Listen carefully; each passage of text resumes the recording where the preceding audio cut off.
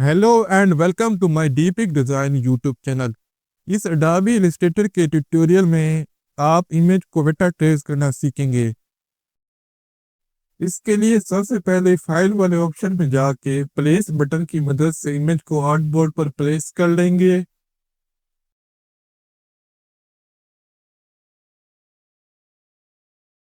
अब इस इमेज को ट्रेस करने के लिए विंडोज वाले ऑप्शन में जाके इमेज ट्रेस के बटन पर क्लिक करेंगे।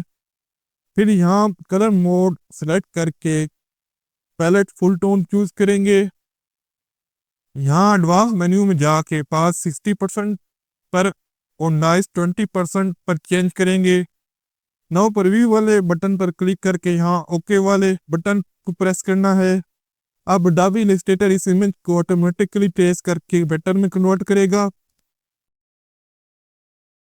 यहाँ से इस को एक्सपेंड कर लेना है। ये अब 110% वेक्टर आर्टवर्क है।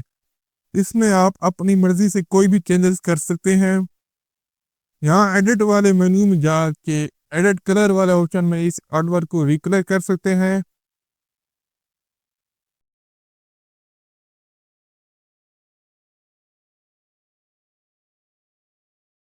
आप इस आर्टवर्क को अनग्रुप करके चेक कर सकते हैं कि इसका हर पार्ट पूरी तौर पर वेक्टर एडिटेबल है। Thank you for watching my YouTube video. Subscribe to my channel for more video tutorials.